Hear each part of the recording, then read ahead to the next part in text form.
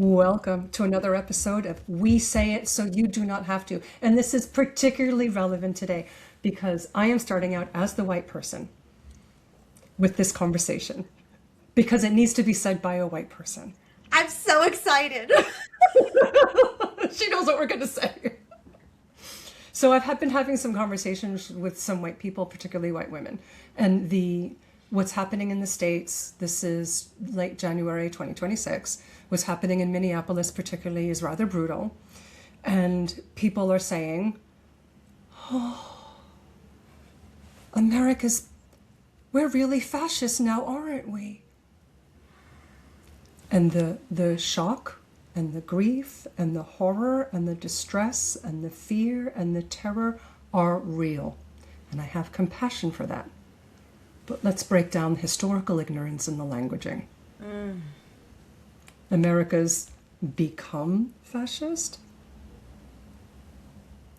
So this is a litmus test for you as a white person watching. What happened in 1492 with Christopher Columbus? Choose your verb. Discovered, invaded.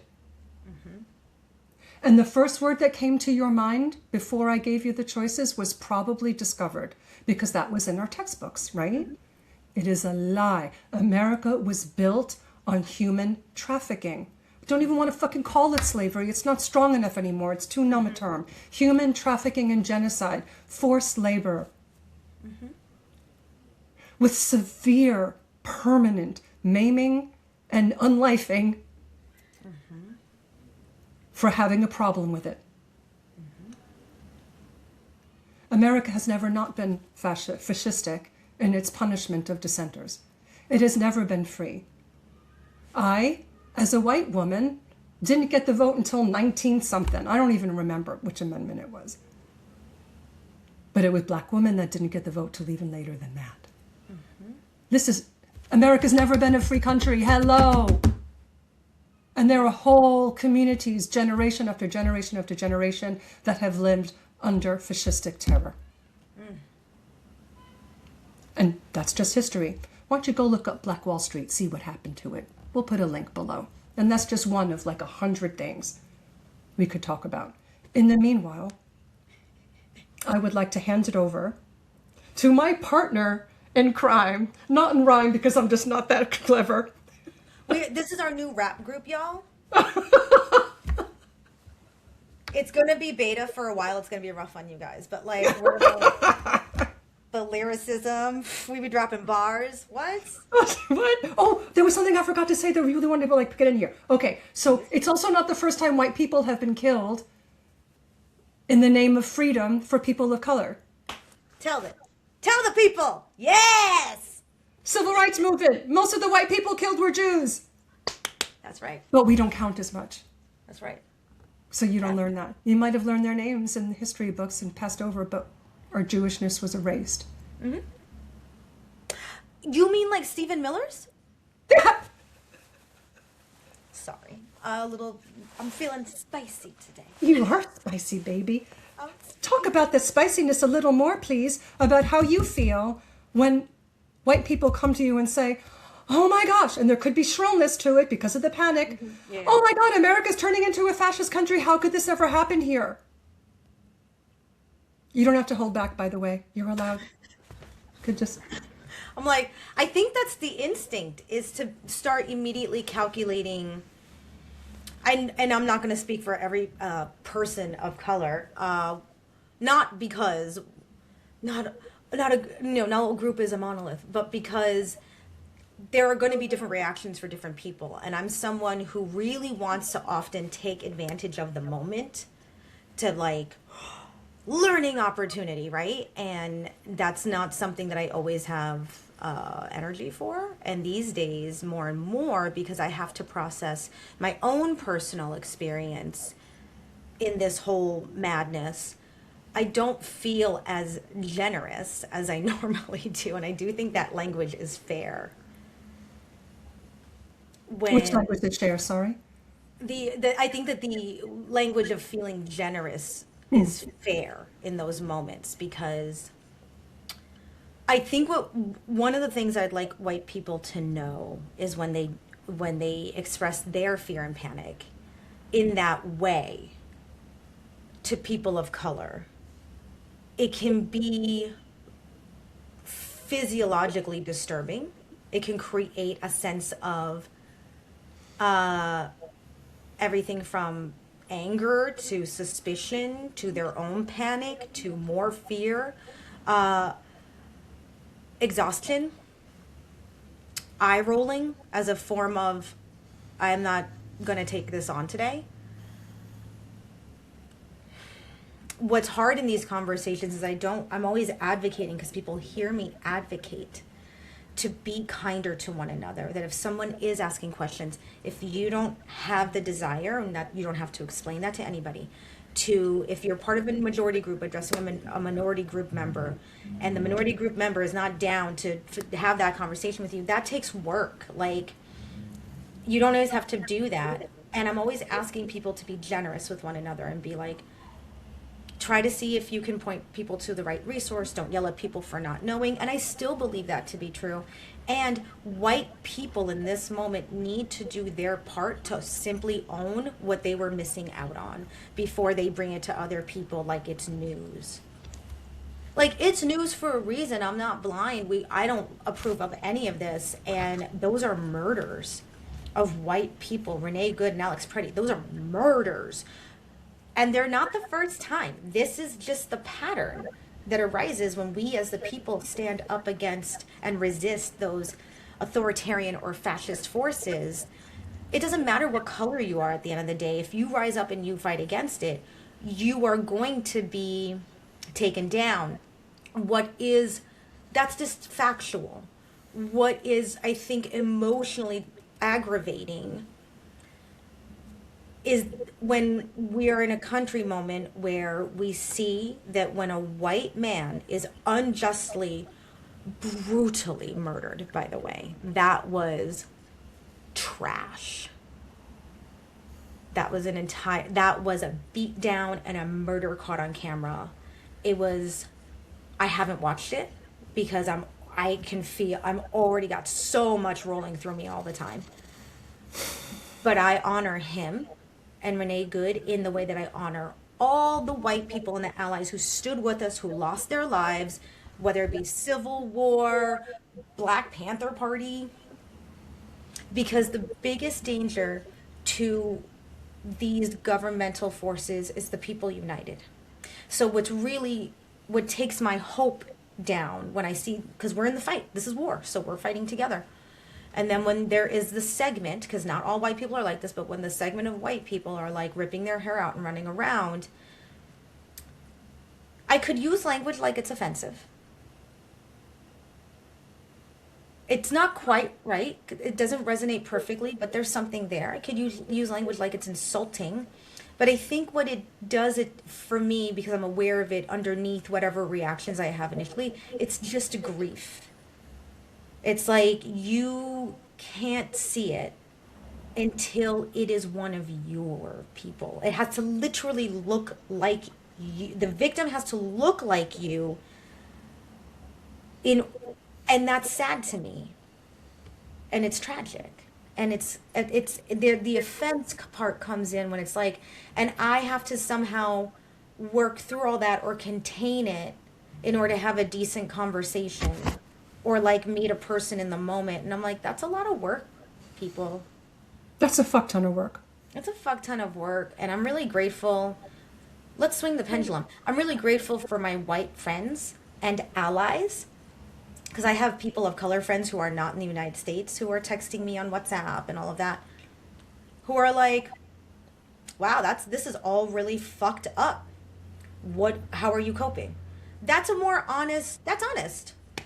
And when I have white allies who are like, I'm really fucked up about all of this, Melissa, but I need to check in with you first because I know you're more immediately at risk, that makes me feel safe with that person. And then because I feel like I'm understood about what my experience is going through. And by the way, notice that we're not talking about the politics. We're talking about the lived experience, because we can argue about the politics and the histories and how things happen and blah, blah, blah.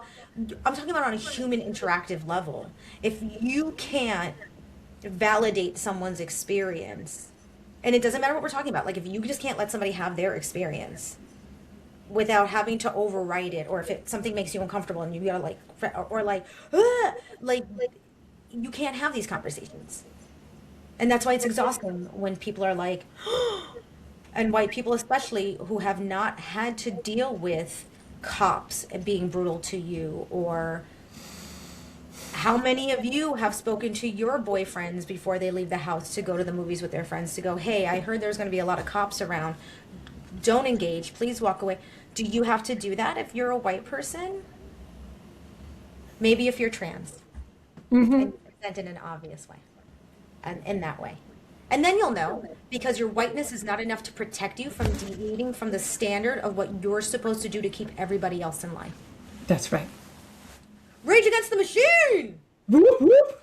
Fuck you, I won't do what you tell me. Like that. Can I add something to what you've been saying? I want you to add all the things, so I'm tired now. Well, then kick back, honey. I'm gonna lean on my girl. So part of what's implied, and speaking as a psychologist now, part of what's implied in the interpersonal dynamics of when a white person goes to a person of color with the shock of, oh my gosh, America's only suddenly turning into a fascist country now. Picking up on what you said about you don't see it until it looks like you, implied in that, underneath that, layered beneath it, is you wouldn't care as much if it were me. You haven't cared. Yeah. Yeah. That's the grief. That's the thing that makes me want to cry. It's like, we've had this friendship where, and you don't want to judge people on just that. Like, there's all this stuff we're trying to do to stay. I'm more okay with judging people on single sentences. Just saying. Her white girl fuego is very intense. It's like, Dr. Garfield has spoken. We need the Oracle card deck of Dr. Garfield. Literally, I make a living out of pulling huge amounts of information out of small verbiage, small amounts of spoken and written word. I literally make a living doing that. I can only work part-time due to my disability, which means I really have to leverage what I can extract from people's language. So yes, it's not white privilege. It is expertise that makes me okay with judging based on a sentence at times. Not every time, obviously, or every sentence. But there are some sentences like, oh, you just gave away a shit ton of information, sweet pea. Right? Yeah. So please continue. I think that here's what I would like. This is what I want the white people to know. Come close, because you're being invited in. This is not a angry. Which would be okay too. Yeah, like it's okay to be afraid. That's not the issue. It's not that you have to be tougher or that, all of that. It's, could you just be honest? And if you're going to approach anyone of color and say, the first thing to do is say, like, I'm so terrified. I can't imagine what it's like to live with even a little bit of this all day long, every day, and have to compartmentalize it or just navigate society knowing what's available to you and what's not, because I've been playing the upward mobility game since I was like 6. Tell me. Because I'm like, oh no, I'm not gonna fucking stay in this shit, right? But then you're like, oh, but how come I don't get, I'm steps. And this isn't just people of color, right? But in this country, if you keep layering on the intersectional burdens, because Shoshana knows what it's like to come from poor, abject poverty shit, like, and what it takes to find your lanes. And there are lanes. That's the thing that people don't want to hear. There are these like dictated lanes. So if you're a white person and this is new for you and you're not aware of the history, you don't have to be an expert. But you have to own that if you're feeling terrified, give the space first to your friends of color and be like, now that I have this fear in me, I'm aware that you have had probably this fear in you. How can we support you? how can I also ask for help if I need it? Like that's a way more honest, as opposed to, oh my God, can you believe what's happening?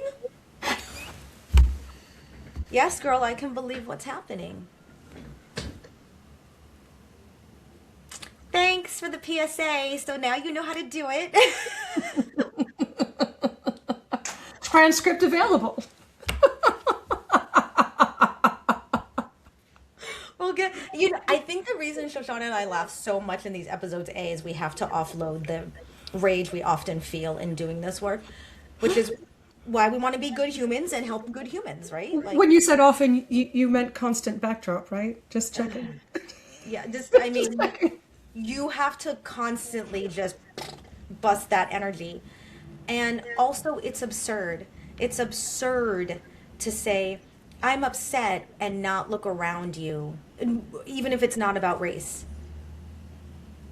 It's absurd to be like, oh, I'm freaked out, and not immediately start calculating for everybody else. People who can't, you're upset, you're scared, people can't leave their fucking houses and get food. There are mothers who can't bring sick children to hospital because ICE might take them. Like, you're scared? Pop on a YouTube, sis. Take a nap, have an orgasm, figure it out. Do a dance.